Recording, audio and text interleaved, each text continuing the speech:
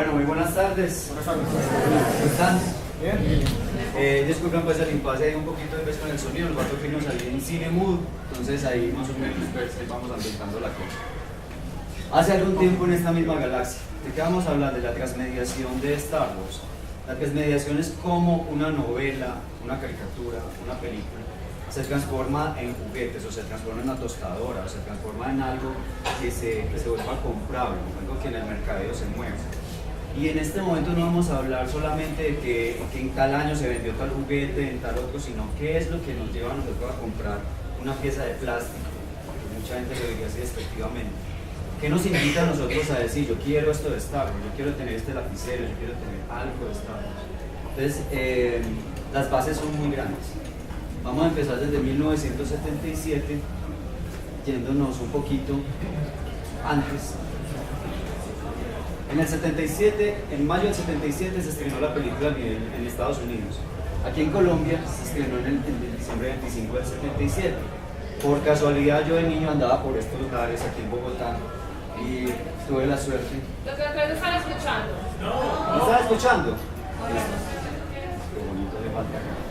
Bueno, esta película se estrenó en el año del 77 aquí en Colombia en diciembre del 77. Y un ese año andaba por acá, por estos lares, era un peladito, y yo pues vi este póster gigante, hermoso, y me llamó mucho la atención.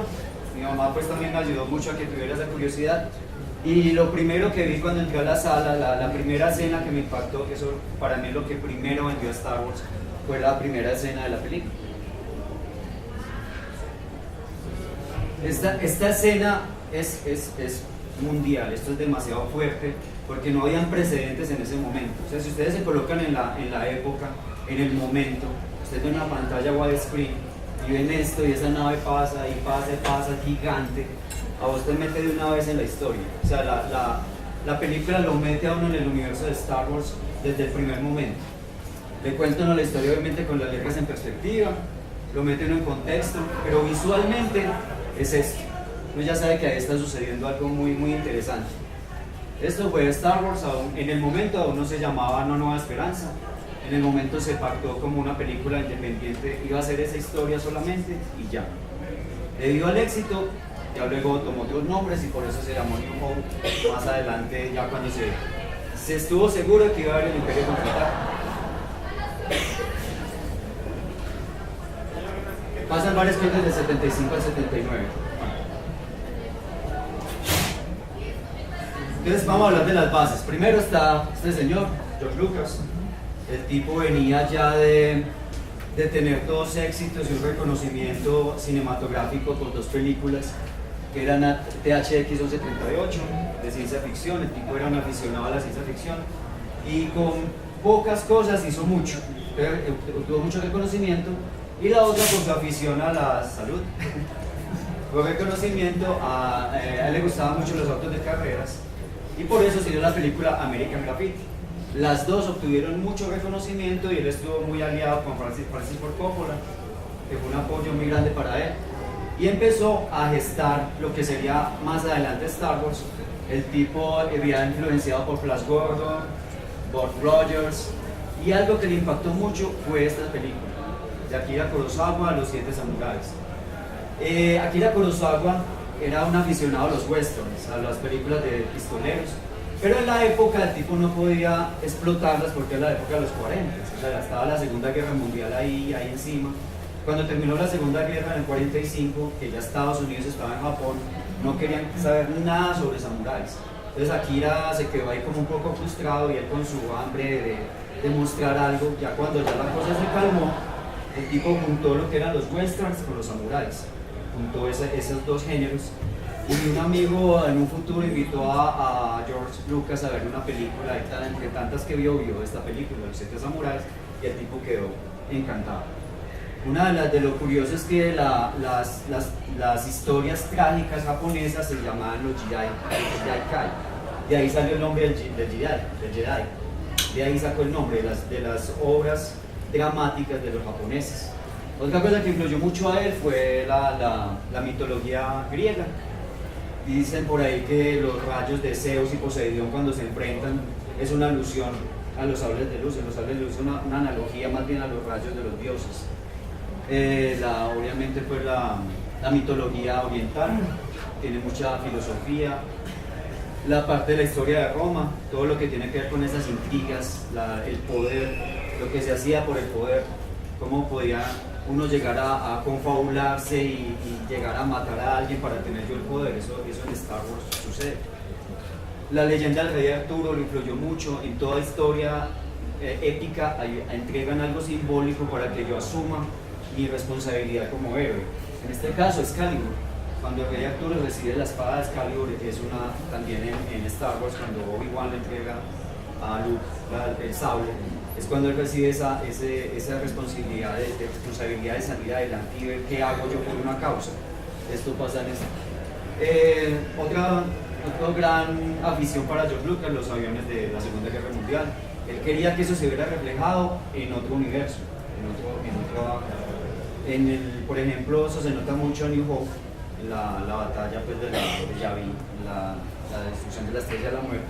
Las tomas son basadas en puras tomas de la Segunda Guerra Mundial, de los aviones de la Segunda Guerra. El mal que siempre tiene que estar presente y muy fuerte. Hasta en Force Awakens se manejó mucho el color negro y el color rojo. Y fue una alusión muy frentera a los nazis. El casco de por sí de Darth Vader es muy parecido a los soldados de la Segunda Guerra Mundial. Y los Stormtroopers. Los Stormtroopers existieron en la Primera Guerra Mundial. O sea, eran soldados de asalto. Stormtroopers es tropas de tormenta, tropas de asalto por sorpresa. O sea, ellos llegaban sin previo aviso, atacaban y arrasaban con todo y se iban. Entonces esos eran los Stormtroopers, de ahí salió el nombre para los Star Wars. En cuanto a la parte de literatura, influyó mucho Duna, que recibió varios premios, está escrita por Frank Herbert. Y lo que más le impactó fue tanto la ciencia ficción mezclada con esa intriga de poder, con la intriga política. La parte visual sí lo impactó mucho, pero le impactó mucho más el argumento del libro. Otro que lo influyó mucho fue Isaac Asimov, obviamente, y él sacó una trilogía que se llama la Trilogía del Imperio, que tiene estos tres nombres. Y curiosamente, en la Arena Estelar tiene la historia de un granjero que asume una responsabilidad, que va y lucha por una causa. La base es muy parecida a la de Star Wars. No digamos que sea una copia, pero sí lo influyó bastante. Y este fue el Yoda para George Lucas, Joseph Campbell. El tipo era un mitólogo, él asociaba la vida con la mitología, él puso la teoría de la historia, el camino del héroe. Que el héroe siempre, como todos nosotros, por eso nos sentimos identificados con la historia, es que salimos como una persona común y corriente que quiere salir adelante y le asumen un reto y tiene que salirse de su zona de confort, ir, enfrentar, va a tener dudas, va a decir no puedo con esto, no soy capaz, lo logra, obtiene sabiduría y vuelve a su nicho a enseñarle a los demás. Y este ciclo se ha manejado mucho, digamos en Matrix, por ejemplo, mío es un programador y ya, y resultó que fue el salvador del mundo. Eso sucede en muchas películas, en Avatar, tipo es el hermano de alguien pues, que ustedes saben la historia, más de uno. Empieza como un don nadie y termina como una persona pues, que salva, es un héroe, de eso se trata. Y el libro principal de Joseph Campbell, que habla de es el héroe de las mil caras, que trata más que todo ahí la teoría del camino del héroe. Son varios libros que él escribió. Entonces ahí se va forjando la mitología de Star Wars. O sea, eso no empezó solamente en naves y tal, no. Eso tiene un contexto mucho más profundo. Y John Williams, por ejemplo, el compositor, él decía que lo que dijo Joseph Campbell ayudó a que nosotros no viéramos a Star Wars como una película palomera y ya, sino que tiene un contexto mucho más profundo. George Lucas trató de vender la película a varios estudios, pero el tipo llegó con una idea de naves espaciales y Tripio, Artu, Darth Vader, no le copiaron, no le entendían. El que dijo, le tocó contratar a Walt McQuire para que, bueno, lo que yo quiero plasmelo en un dibujo, para así yo poder contar mi historia, pero que ya haya un sustento gráfico. De por sí, ahí ya estamos hablando de transmediación, ahí ya la historia se está transformando en arte. Digamos, quisiéramos tener un afiche de estos gigantes en la casa, por ejemplo, ahí ya ya queremos algo de Star Wars, por ejemplo. En ese momento, ya cuando nosotros conocemos esos dibujos, los quisiéramos tener en algún lado. Esto vendió la película, de por sí ahí mismo se diseñaron los personajes, empezó a diseñar los primeros trazos de Tripio, de Arthur, de Vader. Este ya me pareció a lo que nosotros vimos en un futuro. Y él hacía los bocetos primero a lápiz y luego ya los transformaba a color. Ralph McQuarrie fue básico para que la idea se vendiera ante los estudios de cine, y el que les copió la idea, el estudio que les copió la idea fue la 20th Century Fox, que fue los que lo apoyaron. ¿Cómo vaya el sonido? ¿Bien? ¿Más o menos? Sí, se les está escuchando. Bueno, aquí por los laditos también si quieren. Sí, por acá también lo pueden ir arremando para que puedan Sí. escuchar mejor. Dentro del... hay una diapositiva anterior, creo. Hay una que saltó ahí. Sí, no está acá. Bueno, él ahí formó el equipo de Industrial Light and Magic, que fue el primer grupo de producción que él armó. Y ahí era pura gente de universidad, gente muy tesa, creativa, pero sin ningún historial pues, de películas o algo. La única persona que los vio fue alguien que estuvo en 2001 Odisea del Espacio, que se encargó pues, de las naves, de las tomas, y fue como el que manejó ese equipo. Dentro del equipo de producción se hicieron unos souvenirs. O sea, se regaló este álbum de fotografías, un pisapapel, este vaso metálico. Entonces ahí ya estamos hablando también de transmediación. Ya la película se está transformando en libro, está transformando en un vaso, en pisapapeles. O sea, ya estamos empezando a ver una transformación de película a algo más. George Lucas no estaba muy convencido de todos modos de lo que estaba viendo en producción. El tipo decía, ¿será que esto sí? No sé si esto se haga realidad.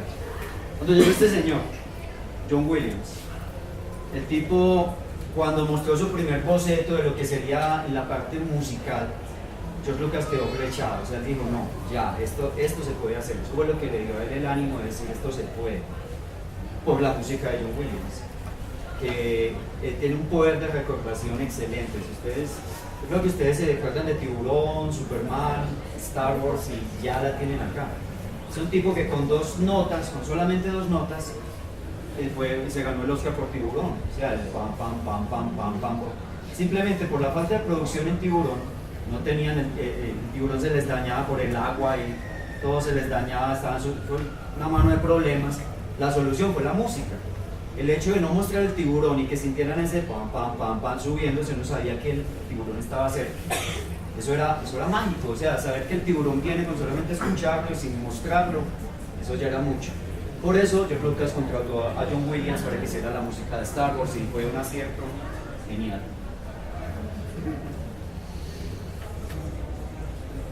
Empezó el merchandising de la película. Empezaron a mostrar los dibujos de Ralph McQuarrie en una Comic Con en San Diego en el 77, y mostraron los primeros, la parte visual en cuanto a diseño gráfico. Se hizo el primer logo de Star Wars, que es el señor que tiene allá el loguito. Entonces ya lo vamos a ampliar, que lo vean. Ese fue diseñado por Ralph McQuarrie. Y Howard Taichin hizo el primer afiche de Star Wars, que él fue el que diseñó también los primeros cómics. O sea, ahí ya hablábamos también de transmediación, ahí ya se está transformando ya en cómic la cosa. Y empieza la promoción a nivel mundial de la película, con los pósters. Se empieza a crear una expectativa, y como el cuento era un poquito complejo para que la gente lo entendiera, el primer afiche era contar más o menos una sinopsis de lo que iba a ser en un futuro Star Wars. Se manejó expectativa, los héroes y los personajes que íbamos a ver en un futuro. Primero, dice ahí, primero Bob Rogers, luego Flash Gordon y ahora Luke Skywalker. Entonces eso creaba, es una campaña de expectativa. Entonces ya había mercadeo detrás de todo esto. Viene a una galaxia cercana este verano. Y se empezó a manejar la parte gráfica por Ralph McQuarrie y otros artistas a nivel de Estados Unidos. Ya luego se empezó a mostrar la idea a otros países. Entonces los diseñadores gráficos de la época no tenían como una referencia muy cercana de ella. Entonces empezaban a interpretarlo según lo que ellos captaran más o menos. Esta es alemana, hay japonesa, italiana, de Israel.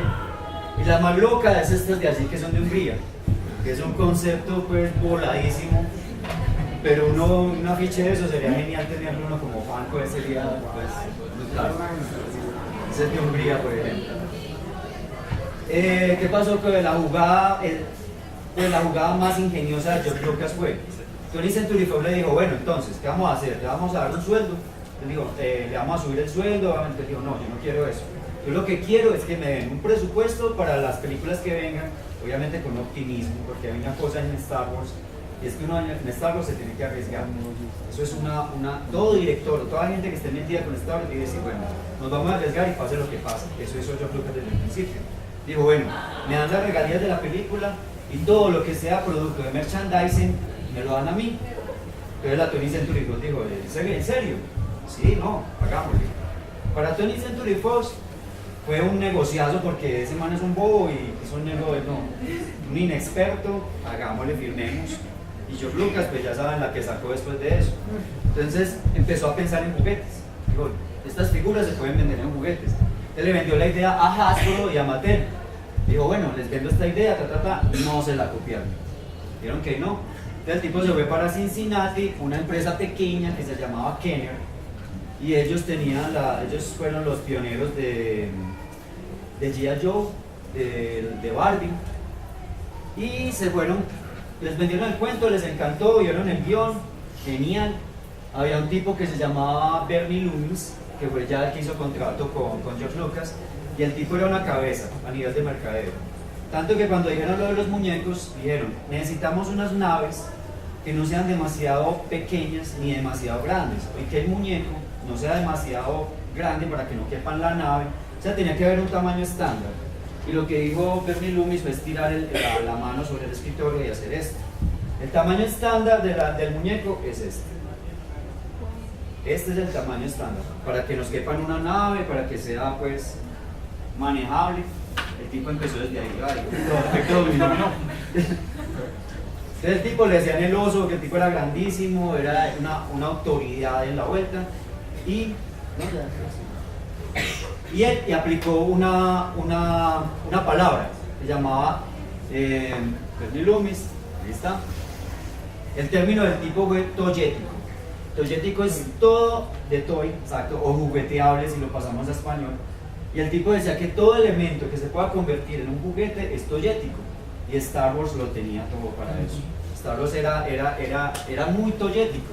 Y digo, no, vámonos por acá, esto es un buen negocio. Y el man pues con esa visión que tenía ya de G.I. Joe, que por ejemplo G.I. Joe, nosotros ya lo visualizamos como algo muy grande, no que no lo vemos como un G.I. Joe, sino muchos soldados que representan a una unidad que se llama G.I. Joe.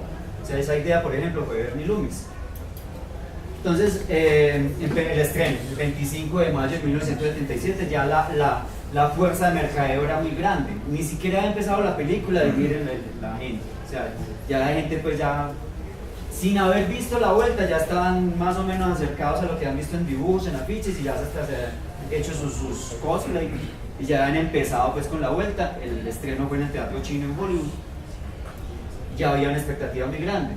Se crearon los primeros club de fans. Banta Tracks fue uno de los primeros comunidades de Star Wars, los carnets.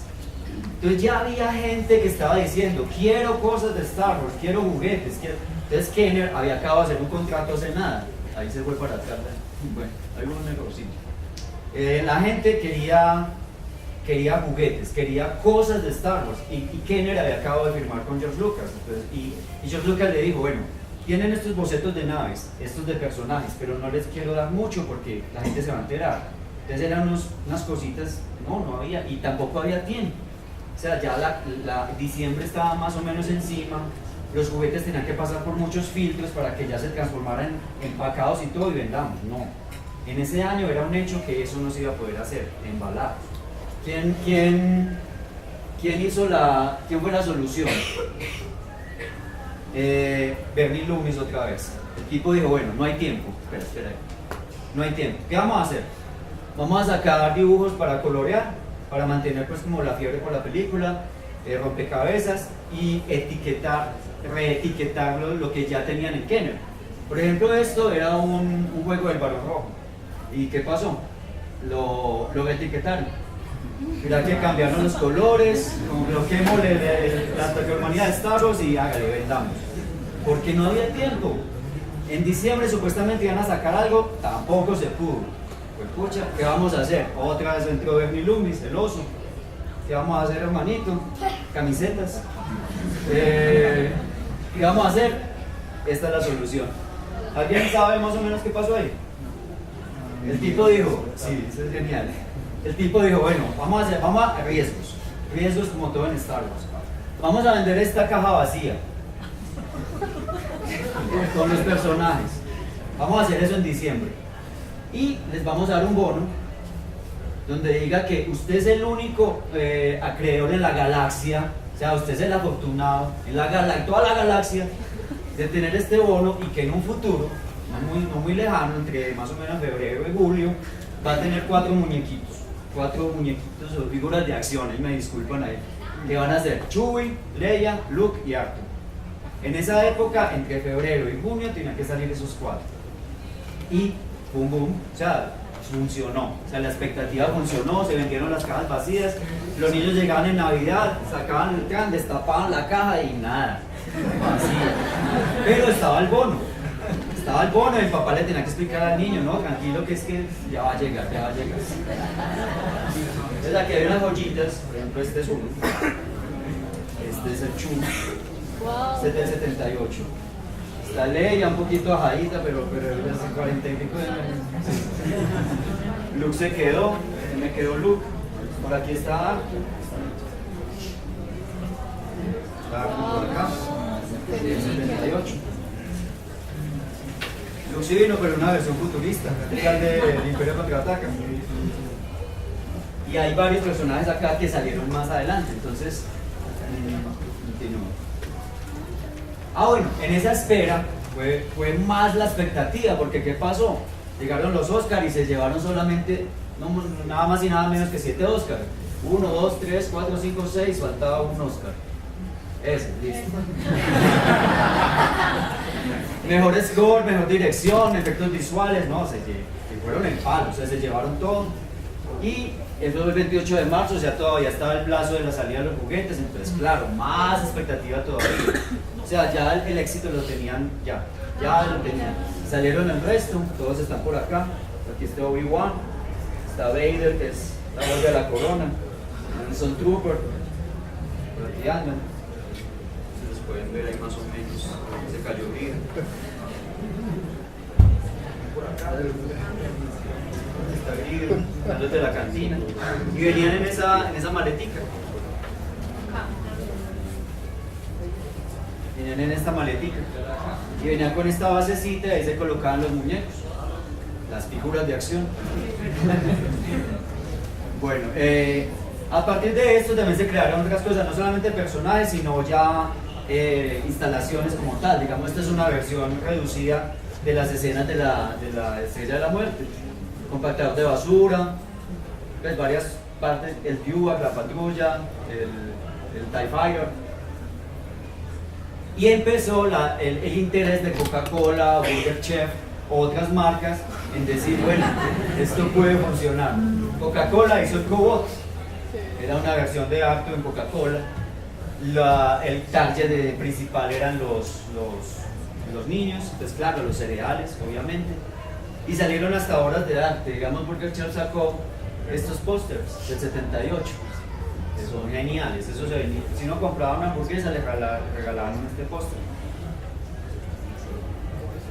Entonces miren cómo las bases de Star Wars van llevando a que la gente se interese en comprar algo y que Star Wars se meta en todas partes, incluso en la educación. Por ejemplo, este era un juego obviamente muy rudimentario, donde se contaba en pocas palabras con algunas fotos la destrucción de la Estrella de la Muerte. Entonces los niños tenían que dar un informe periodístico, es decir, se acabó el imperio, esta es una nueva fuerza, vamos a seguir adelante y vamos a contar pues, qué pasó eso a nivel periodístico. Los niños tenían que contar cómo destruyeron los rebeldes de la Estrella de la Muerte. Entonces ya estábamos entrando en el campo educativo. Estos son, ya están dentro de la maletica, estos son venían en chicles. Y venían estas figuritas que uno coleccionaba y por detrás formaba una figura entera como un póster.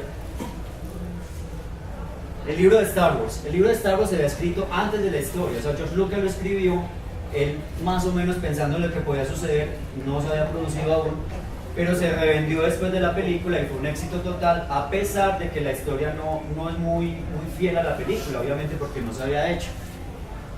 Este libro fue en el 77, o sea, se escribió desde mucho antes y se trajo a la venta mucho después. Empezaron los cómics.